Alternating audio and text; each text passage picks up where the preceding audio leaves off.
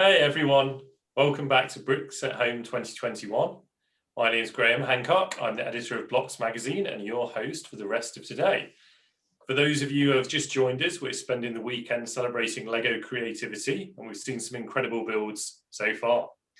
This event is coming to you from Brick Alley and London AFOLs. A massive thanks from everyone to Richard Carter, Kaz Mockett and Matt Bailey for making it happen. Coming up later today, we have designing Lego models for a living at 4 p.m. and there's still time to get bingo, so keep an eye on your Bricks at Home bingo cards. Watch out for an email after the event so that you can vote for your favourite mock from the weekend. We'll be giving away prizes. And there's event merchandise at bricksathome.org/merchandise. I'm also going to let you know about the new issue of Blocks magazine that we've just launched. There's an interview with Mike Siaki in which he talks about designing the Porsche 911, and he's got some really juicy insights about the design process that you're probably not aware of. But now it's time for the Lego Train panel. So, all aboard. If you have any questions at all for the panel, please put them in the chat, start them with 3 question marks so that they're easy to find. And once we've asked some questions of the panel, we'll open it up to the audience. So we have Cale, Brick Model Railroader, Sam, who's a Lego Train YouTuber and winner of the Brick Train Awards 2020, Will of Block Junction and LNUR, and Marine, a Lego Train YouTuber. Hey there, everyone. How are we all doing? Yeah, I'm fine, Graham. How are you? Yes, all good, thank you. So, if each of you could introduce yourselves and tell us, how did you get into the Lego Train hobby? Yeah, well, who's to start? You go ahead. Okay. Well, I'm Marijn. I'm from the Netherlands. You might also know me as the Bananenbuurman from YouTube, but I'm also an ambassador for Britishbricks, the third-party supplier of compatible Lego train compatible train tracks. For me, it all started with the Lego train layout on my YouTube channel. That was right after I got out of my dark ages, when I got my first house. And I wanted that big layout that I always wanted as a kid.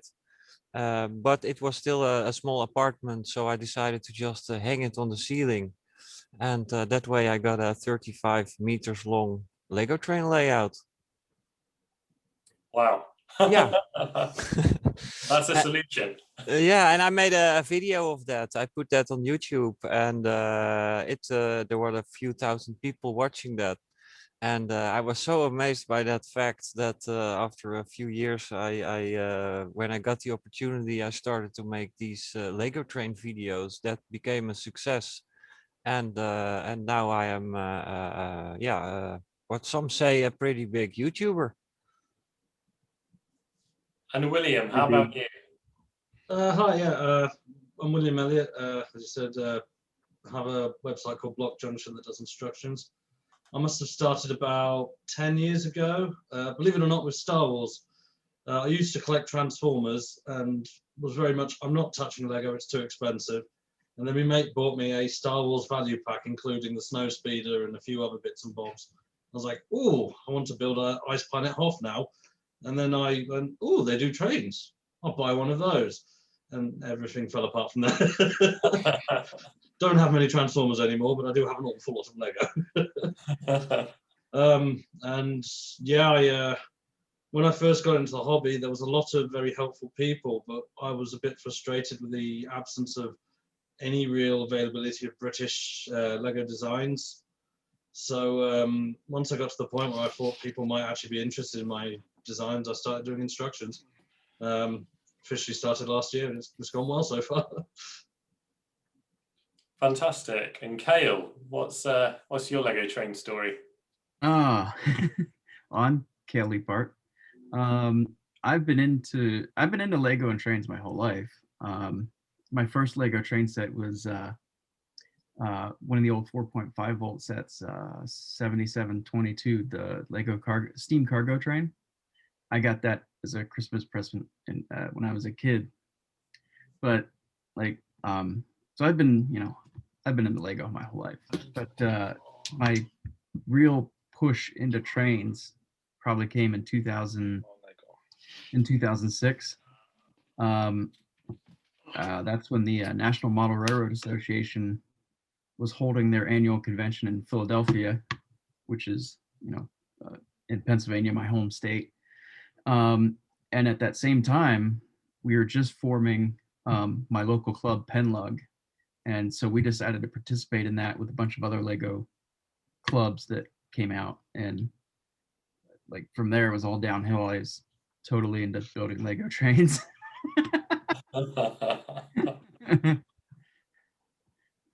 Fantastic. And then Sam. Yeah, I'm pretty much the same. Always loved trains as a kid. Grew up around them, and then early on, I just remember getting like a Lego train set. I think it was one of the old battery powered ones that weren't that good, but it was enough to really get me started. And just seeing everyone else like building trains as well, I think really inspired me to try and build my own and, explore that option. But yeah.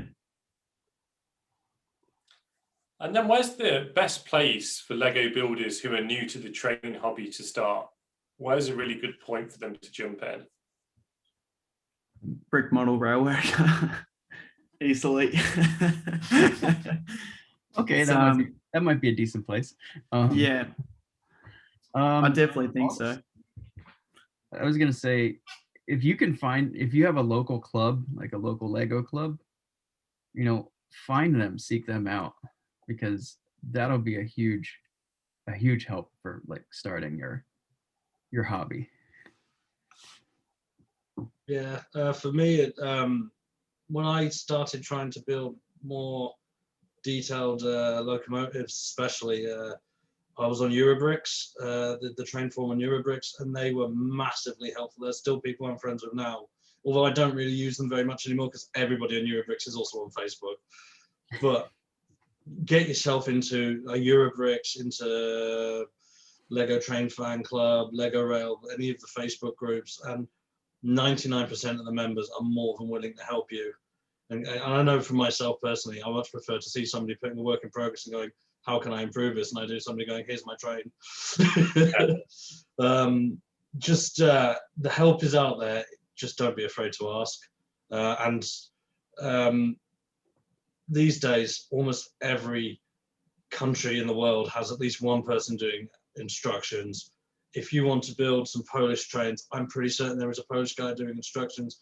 English one, there's me and a couple of other guys. There's loads of Americans. Most Europe is covered nicely. So if you don't feel like you can build your own design, buy a set of instructions, follow them, change them, do what you want with them, and then learn from that. And Marine, do you have anything to add to this? Well, Brick Model Railroader, of course, as being said earlier. The Eurobricks forum on Lego trains can be very helpful.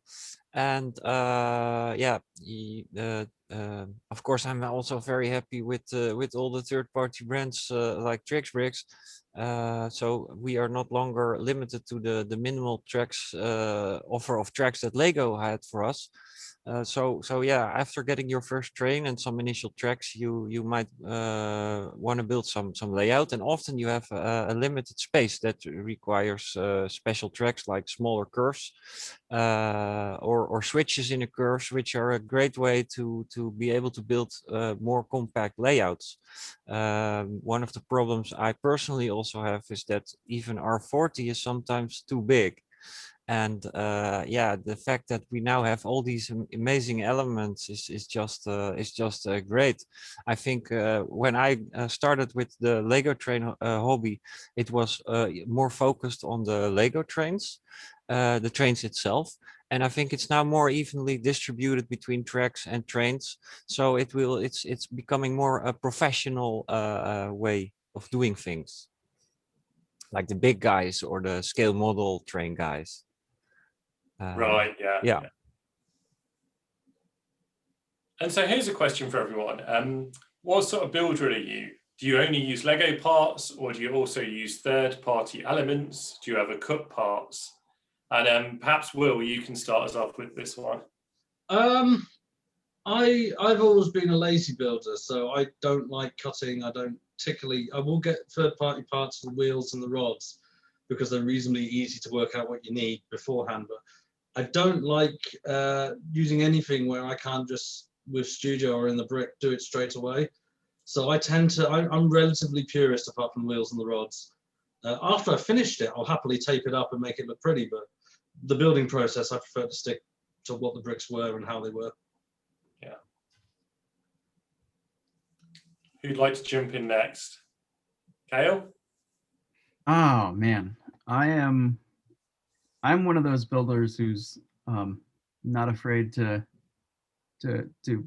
go outside the box, I guess.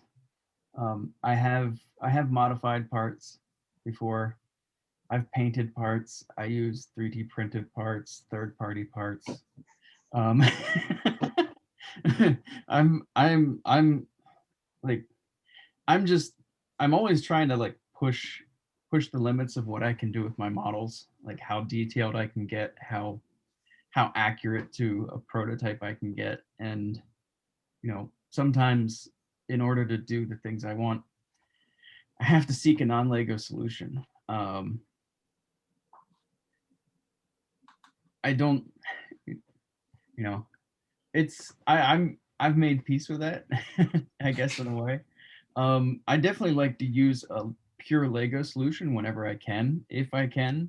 You know, if the parts are available and, you know, I can get them in the right color or whatever, I will do that. But, you know, for some things like, for like side rods on a steam locomotive, the Lego solutions aren't, you know, there's no real good Lego solution for doing a lot of that, like a lot of the intricate bow gear. And so I've used like 3D printed parts for that. And, you know, I'm not ashamed. I get the model I want. If you're happy with it, you don't have to justify it to anyone else. Yeah. I pretty much say the same thing. Like when you're starting out, you know, you'll find early on, like Lego, you can only go so far with the parts you have on hand. Like eventually, like especially if you're building steam trains, you definitely want to look what's out there, because there are some stores that'll really give you like a leg up on trying to help you create something that's just a tad more realistic.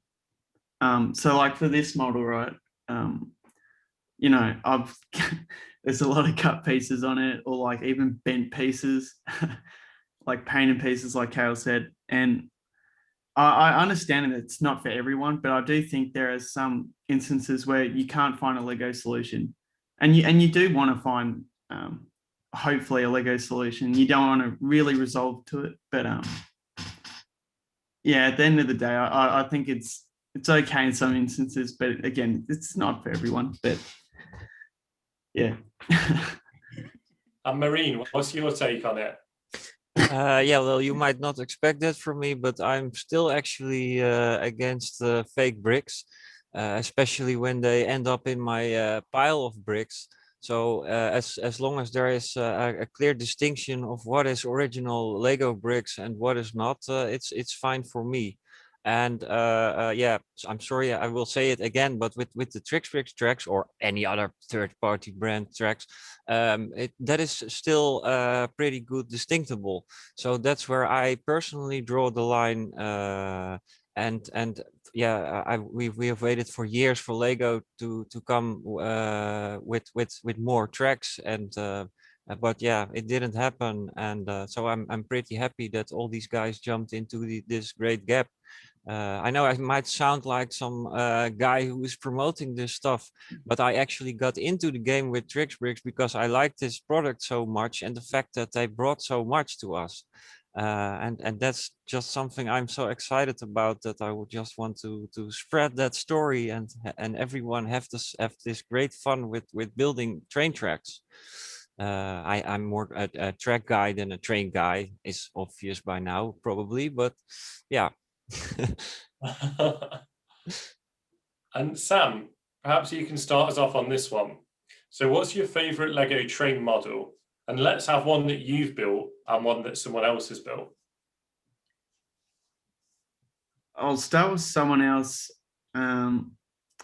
Probably my favorite Lego train model today is by a builder of the name of Andrew Harvey, and it's his West Country class. Like I remember early on, I was trying to find that gap from going from just having sets to starting to branch out and seeing if you could actually build something from real life. And I think that model, I don't know when he built it, but it was quite a while ago, but even still today, I love it. Like, I think it's a real triumph of, you know, because he doesn't result to what I do, like cutting parts and stuff like that. It's just a model that has always stood out to me because it's sort of like it is bridging that gap, like it's the next step. And it's just a beautiful, detailed model for me.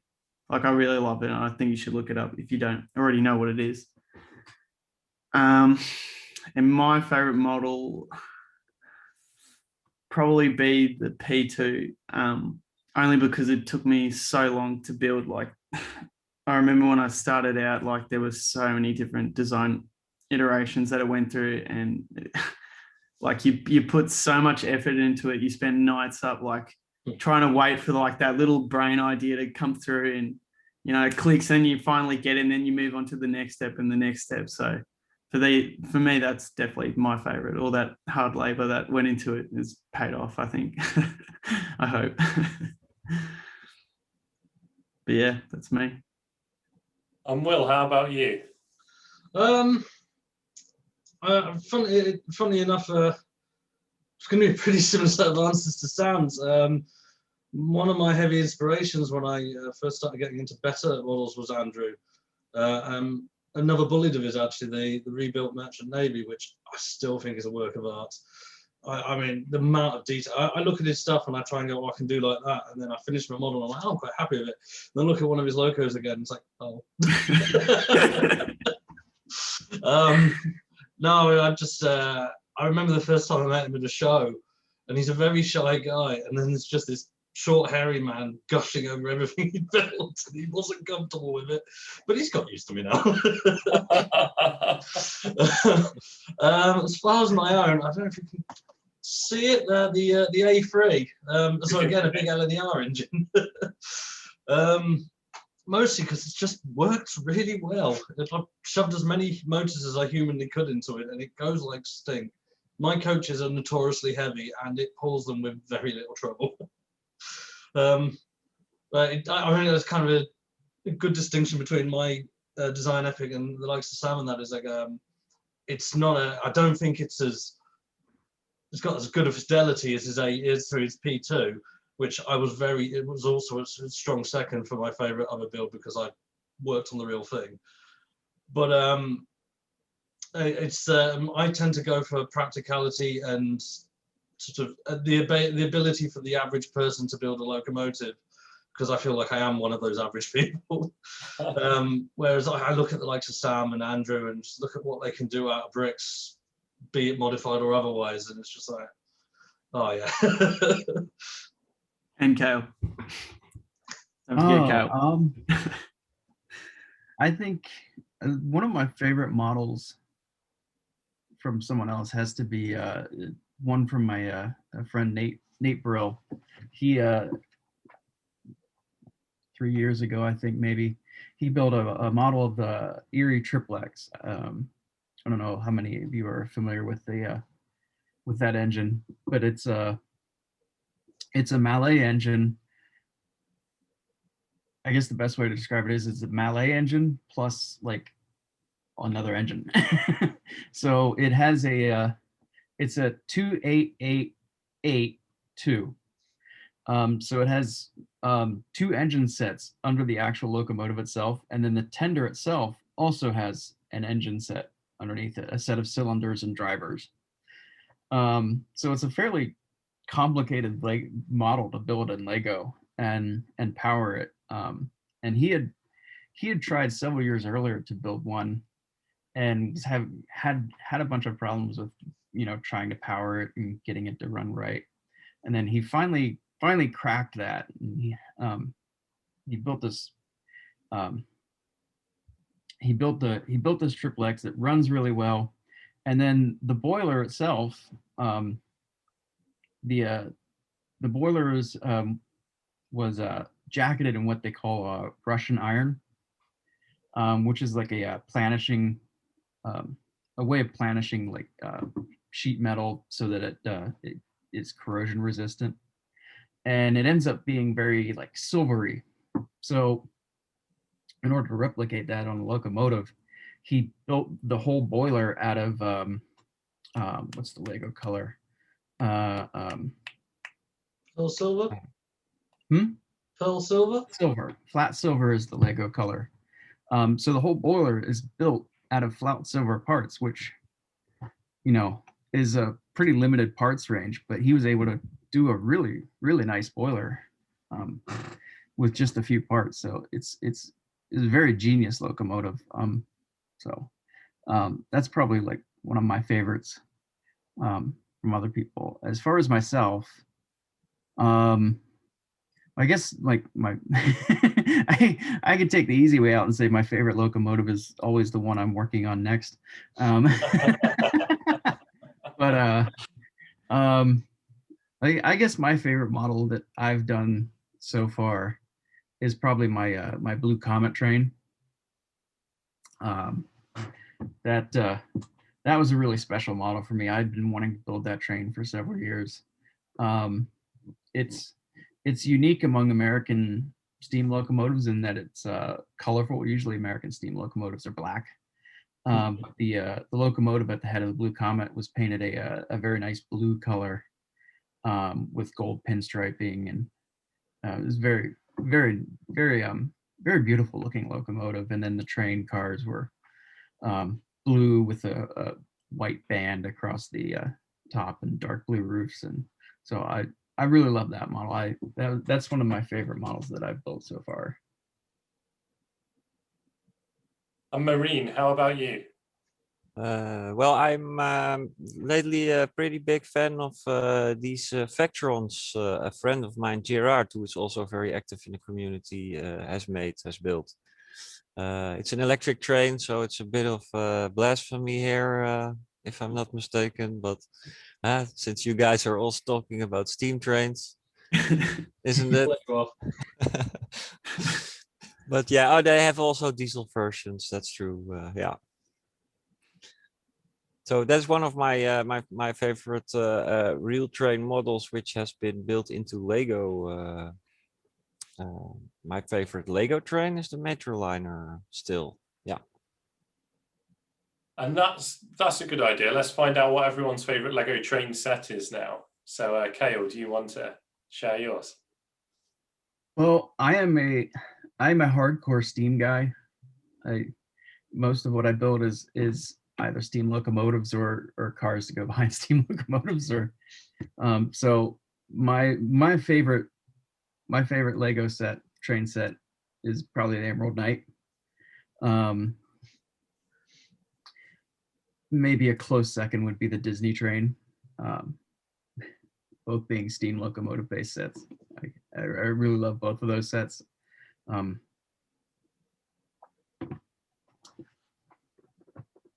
How about Will?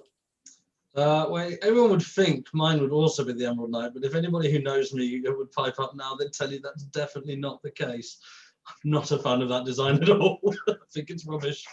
I have to say, the last two sets I bought were the Crocodile and the Disney, and Lego have very much upped their game in the last last couple of years when it comes to trains. They've realized that you can't just pick any old thing and hope for the best. If you're going to do it well, you've got to do something that people recognize, and I'm down with that. But I think probably my favorite of all time, which is again kind of a surprise to people who look at what I build, it's probably the Maersk. It's always been just such a fantastic all-round train set for me. It doesn't come with track, sadly, but the locomotive is fantastic. It's not like most Lego builds, it's not 100% realistic, but it looks like it's 100% realistic, and that's all I can really ask of Lego. That's why I don't like the Emerald Knight, because I know what it's supposed to be, and it doesn't look anything like that. So yeah, I would say probably the Maersk. It'll always have a soft spot in my heart, despite me not being interested in American stuff, not being interested in diesels. It's like it's just such a great set. And Sam, what's your take? Yeah, I'm the same as Will. I want to say Emerald Knight because it is a steam train and it is beautiful and it's based off a British steam train. But it just sort of lacks me. But if I have to pick a favorite, it was one that I reviewed not long ago. And I wasn't really expecting much from it, but I think it summed up what a perfect train set should be. And I think what's the name called? I think it was the Loden Hall set or something. It was an old 9-volt set and it had a little red shunting loco and then just 2 or 3 wagons. And I don't know why, but for some reason it had that nostalgic Lego feel to it, but also it was just like a perfect train set. Like it wasn't over the top, wasn't too big, it was nicely detailed and it was functional. And, you know, I think that's what Lego should be doing more these days instead of just, you know, big plastic box, roof comes off, you put the people in, got the Bluetooth going around and around, you know. I think that's got to be definitely my favorite set. It was really something that felt more like a model train set rather than a Lego set. So definitely for me, that one. And so let's up the controversy level slightly and ask everyone for their favorite Lego train power system. Cale, do you start us off with this one? Power functions. I like the power function system. It's not a perfect system, you know, it's got its flaws. But I think overall it's the system that has like the best versatility for building trains. You know, unlike the systems that came before it where you had a single train motor, one size fits all, you know, solution for powering your trains. With power functions, you had a train motor, but then you also had an M motor, an L motor, XL motor, to, you know, and you could use all of those motors with this nice remote control system, which, you know, IR isn't perfect, but it works, and it, you know, it's a nice simple solution. It works well. And I just think power functions was the most versatile system for building Lego trains. You know, it gave you more options with how to power a train and that sort of thing. And I think we've kind of stepped back a little bit with the new powered up system because it doesn't seem as versatile. You know, I can't take a powered up system right out of the box and hook up 2 L motors to it and power my locomotive, you know, that sort of thing. I like power functions. I wish it would have stuck around. I know I'm sounding like the old 9-volt diehards were when power functions came out now. But what's your take? I try not to put all my eggs in the one basket. So I wouldn't say I have a favorite because there have been times where, like, you know, I've been ripping my hair out over power functions, over 9-volt, over, you know, any sort of system. I've always found that there's always going to be one flaw to it. If I'd have, probably the easiest choice would be 9-volt. I know that it's been a while since anything's happened with it, but, you know, we've got all these new exciting expansions coming from Britishbricks, and they're starting to revive the system. So hopefully that'll give it a kick, but it definitely feels more like you're running model trains rather than, you know, Lego trains. Just that whole system, power through the track, add a motor, hide it, do whatever. And I think if it was explored more, I'd say it would be my favorite, but just because, like Cale said, power functions has just more variety in terms of use. So yeah, I don't have a favorite, but 9-volt I reckon would be the easiest for someone to start with. And Marine, which do you prefer? I prefer power functions For the fact that I make these outdoor videos with long Lego train tracks, layouts, and I always try to build a circular track, so the train will keep driving, and I will be able to make shots of the train driving on it. And the problem with the newer system with Bluetooth is that if the train gets out of range of the controller, the train will stop. And then I'm waiting besides the track for the train to come to make my perfect shot, and the train is standing still somewhere. When I just had this Bluetooth train, I had to improvise by when I make the shot with the train in the camera, you will not see the train. So I was able to use duct tape to stick the controller on the train itself, so it would stay within reach and would keep driving. So yeah, after that experience, I quickly built it over to power functions. And yeah, like Cale also said, it's not optimal infrared. It doesn't work that well outdoors as well. But yeah, for this issue, I will still stick to power functions for a while, probably. That makes a lot of sense. And Will, what's your preference? Well, my heart will always be 9-volt. Although I came into the hobby after 9-volt had died, I was lucky enough to just about get the tail end of people selling off their stuff. And then I got involved in a layout that is entirely 9-volt, which encourages people to donate it to me, which is really helpful. So anybody who doesn't know, we have the LNUR second layout, which is known as the playouts, where one of my friends, Darren Rowe, has converted some old Scalextric controllers to control the trains, and we let the kids drive the trains, because it always frustrated me at Lego shows that kids aren't allowed to play with the Lego. So on our layout, we have no do not touch signs, we have 2 controllers, and kids can have fun with it. And we only have to rebuild the trains as often as the main layout. But my brain, I much like Sam, I tend to build whatever fits. Recently, though, more often than not, powered up, because British prototypes are small, and you can't, the infrared box, or my preference when I'm using PF, something like an S-brick, is a big lump of something that you've got to fit somewhere. And you can fit it in the tender. The A3's got an S-brick in the tender. It originally was designed with an IR receiver, but it's a 7-wide tender, and the receiver is 2 studs at the top, 4 studs everywhere else, which is an absolute nightmare to fit in and look right in the Lego system. And I really don't like the dome sitting out. How many nice roofs have you seen where it's like beautiful detail, black dome, beautiful detail? So I feel like PF is jack of all trades, master of none. And I tend to avoid using it now.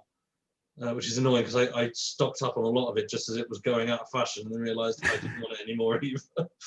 But no, I'd say powered up is a great idea. Lego needs to get their head together and sort it out. The software is terrible. The third-party person came along and gave me an app on my phone. I could control my S-brick and my powered up and everything without farting about with the frankly bizarre programming system Lego have invented. I think it would be the best system by far, but it needs fixing at the moment. And what's the best thing about the Lego train hobby? Sam, let's start with you on that one. Probably I'd say the community. You know, when I started, I was a bit disorientated. Like, it was sort of hard to get going at first.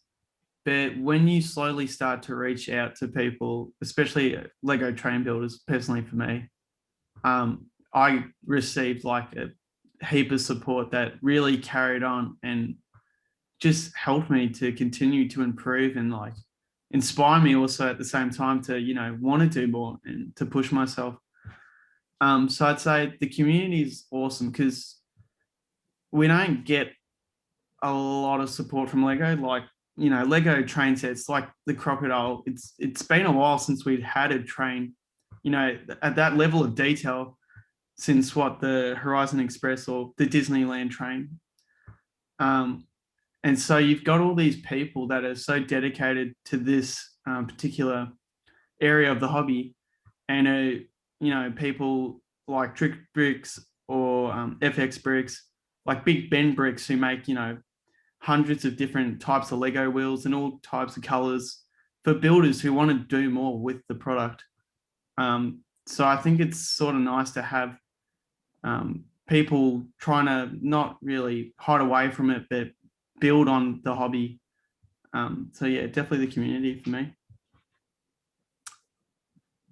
And Cale, how about you? I would say probably the same thing. The community is probably the one of the greatest parts of the hobby for me. Just being able to meet with and interact with so many, interesting, amazing people. One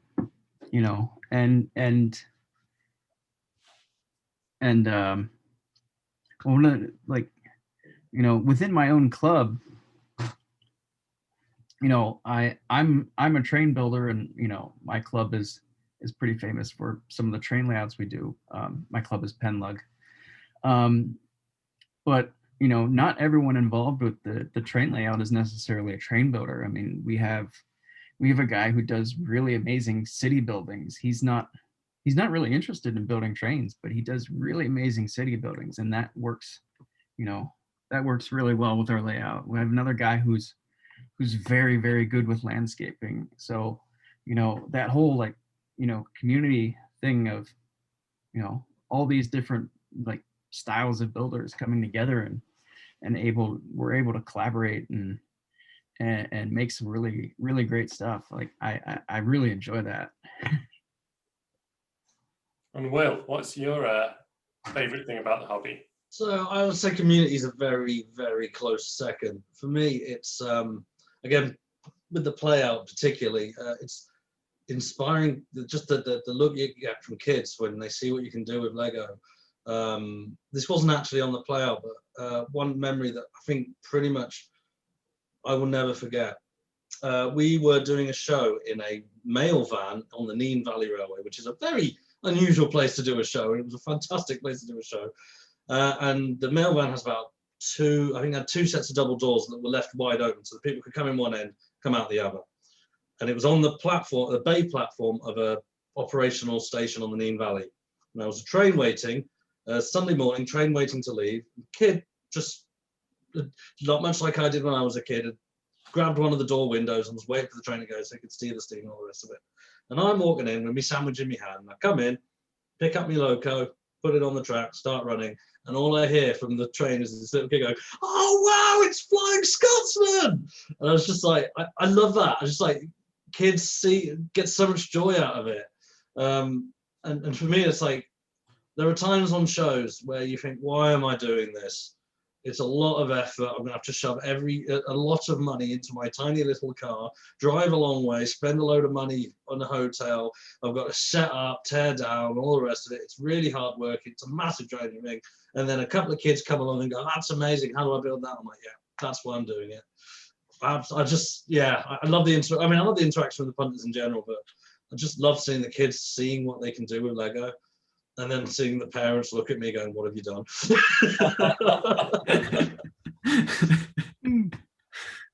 And Marine, what do you think is the best thing about the Lego train hobby?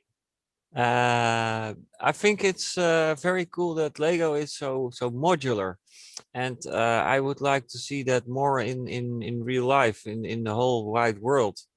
Lego is reusable. You can build something else with it. You can change it to your need, which might change over time.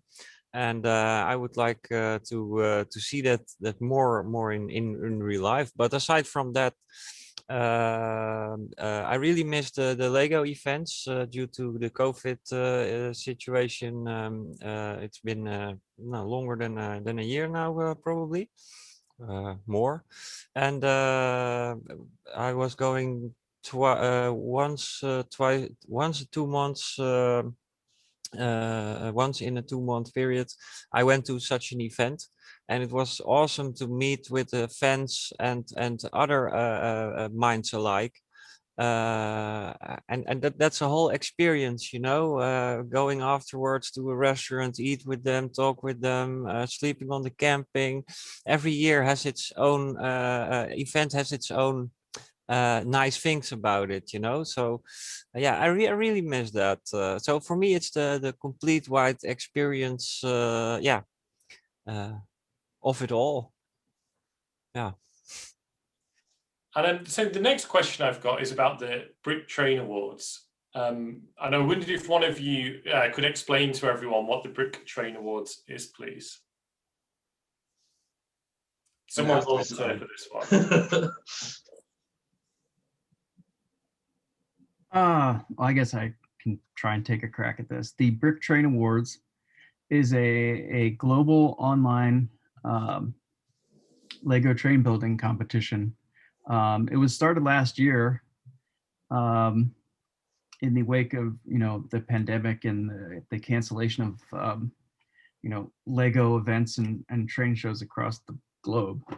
It was intended as a way to kind of bring builders out and you know, give them a chance to be able to show off the things they're building on an online platform, you know, since you know, events had been pretty much shut down for the foreseeable future. So it was last year was a really great success, and we're doing it again this year. Entries actually close today, end of February. But there's multiple categories for you know, different locomotives, different rail cars, structures, layouts, and that sort of thing. And there's also T-fall categories, fans for teenage fans of Lego. And they are we have prizes for each of the winners of the categories, donated by Britishbricks and Brick Tracks here in the US. Also, the winners will get a nice little 1x8 Brick Train Awards award brick. Yeah. And what is your favorite entry that you've seen so far this year? Oh man, that's so hard. I'm one of the judges. I'm one of the judges for the North American region, and there's some really amazing stuff that comes in. It's so hard to pick a favorite. I will say I am thoroughly impressed with a lot of the T-fall entries this year. We had some pretty good teen entries last year from younger builders, but this year the younger builders have really stepped up. It's amazing to see what the younger generation is building, and that's so cool. It's just you know, if that's the future of the Lego hobby, we're doing quite well. I'm very I'm very happy to see that. And Marine, do you have a favorite entry that you've seen so far? I really like the Top Gear caravan train. That was one that stood out for me. But also this, what was it? The horror? No, the I have closed. I had some top somewhere. This what was it? A horror train, terror train with black. No one knows what I'm talking about. I'll see that one. Help me out here. There's a lot of entries this year. Yeah, true. I was amazed by that. I was just taking a look at all the trains in there, but it's more than last year, isn't it? And in Gothic. case anyone's curious, go on social media and have a look for Brick Train Awards, and you'll be able to see some of the entries that people have put in so far. Yeah, I would really advise you to do that and go check out this Gothic horror train by Steam Shadow 45 as well. And Will, which is your favorite that you've seen so far? Oh God, there's so many. I mean, I was going to say pretty much the same thing as Cale, that the T-fall designs are amazing. There's one by a lad called Samuel, who I know I've met in real life. Little station with curved track and a railway bridge. It's brilliant. And then I don't know who made it, but a little oval layout. I think it's American. So a little siding with a loading dock and an oval layout and some light relief buildings on the back. And I'm looking at that going, I would be really happy with that. Oh, it's a T-fold entry. But I honestly think that it's going to be a situation where you might this year get the winner of the global one being an adult, because it's the adult ones that get to the global, and then just looking at the T4 ones going, that guy should have won the global. Because I don't know where they get the money, the time, and the imagination from. And then Sam, same question to you. Yeah, it was, I just looked up EM100 track inspection vehicle by Ben Grech. Like I said, I think, was he T-file? No, he wasn't. Yeah, the T-file models are like amazingly good. Like, it's scary. Like, it took me like my whole life to get where I am now. And I feel like these guys are just overnight coming out of nowhere with all this talent, and I'm freaking out like they're coming for us. It's so amazing to see though. Like, it's just been awesome to see all the entries this year and last year.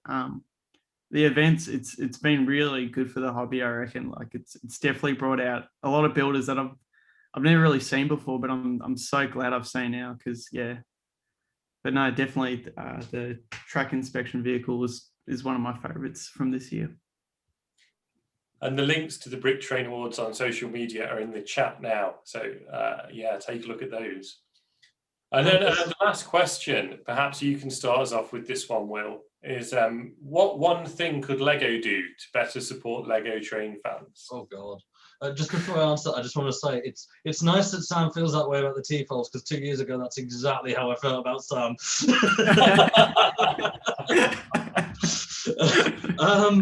I honestly don't know, because the problem LEGO have got is they've also got to make money.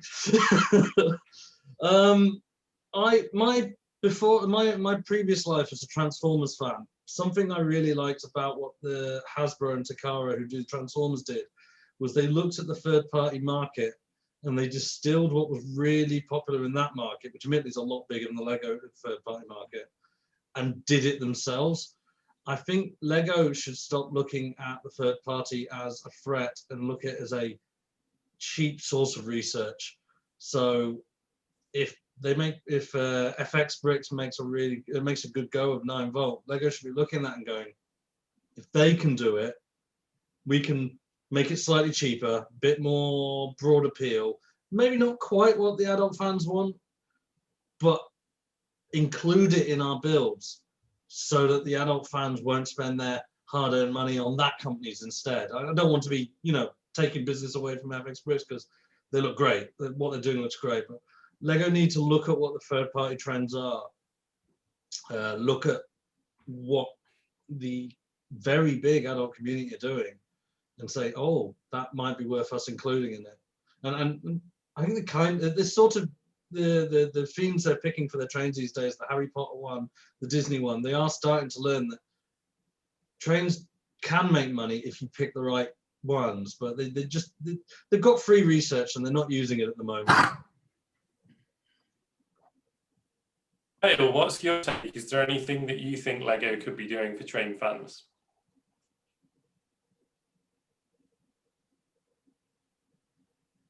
Cale, I'll throw that question to you now. Oh, I'm sorry. I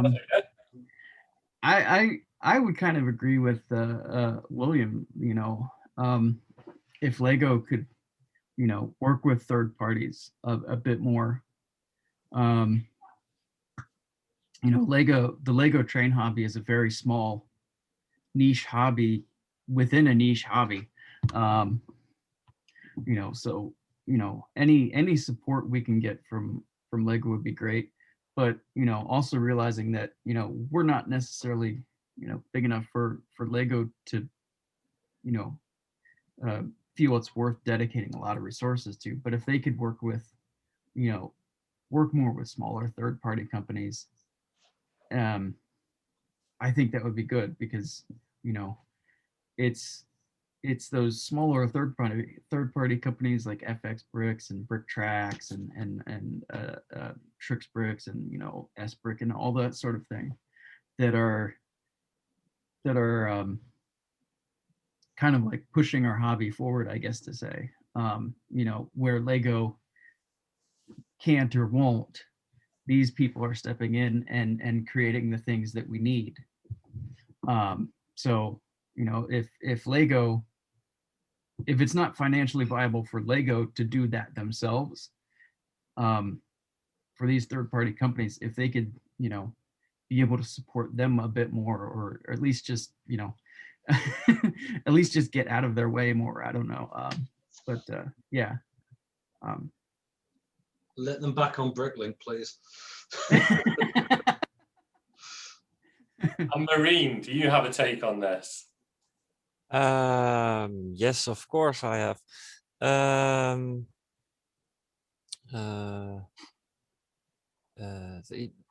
I think that Lego in general didn't see a potential profit for such a big variety of tracks that is now available. How do I put this in words? I think that this gap that these third-party suppliers fill in are much more focused on serving the community. For example, we have products that we almost never sell, but we still have a demand for them. And to serve the community, we still produce them. And I think Lego will not be doing that so fast as we do it, just because, like I said, we do it to be of service. So yeah, well, yeah, personally we have waited for so many years for Lego to come up with better tracks and better trains and more trains, and I really miss the feel of the old 9-volt era, with the little magazines and the pictures in a dark cave or something with blue light, and it was all. I know this. I really would like to see that that come back from Lego. That we get this old feel of building trains again. Yeah. And then Sam. Yeah, look, I'd say the same. Like, you know, if they'd come in now, I think we're almost, you know, we're pretty all right in terms of support. Like how I said before about community, like we grow, and if there's something we can't have and that Lego doesn't produce, you know, there's heaps of alternatives that people have come up with. But of course, like any support is good. Like, I mean, if Lego can make a mold for Minions and Angry Birds, like, you know, what's stopping them from doing a couple of coupling rods or some new train wheels? Like, but yeah, I think just listening to us more, trying to give us a little bit of support, because Cale's right, we're a niche hobby. But I think we're still, you know, we deserve a little, you know, throw us a bone every now and then, I guess. But yeah, it'd be nice, but I think we're okay from where we are right now. Well, I think just hearing you guys talk, it illustrates how alive and vibrant the Lego train community is, and then things like the Brick Train Awards, you know, really shows off what the community's up to. Now, I know I'm putting everyone on the spot a little bit here, but does anyone have any Lego trains that they're in a position to show us right now? I thought I'd sample some of the competition. I've just finished building this little Shay from Studley Trains. Most known for, it does actually work, you can just about see the cylinders move up and down. Most known for doing the tiny lights or something, I can't remember the name of the exact brand, but they do little lights. And then just started doing a tiny little motor, which I hope to work out how to put into that at some point. I just wanted to experiment with little motors because I've got a few small engines that could really do with powering. But yeah, so that's the last thing I've built, and then I've got a couple of projects on hand that the house move has got in the way of. It's terrible when real life gets in the way. All right, right in the middle of Brick Train Awards as well. Looks like Sam's getting something to show us. Yeah, I've got the A4 here. It's getting close to the final thing. Just need to add coupling rods and tweak up some gaps, but there's that if anyone's interested. I'll just scratch that off the list of logos to build.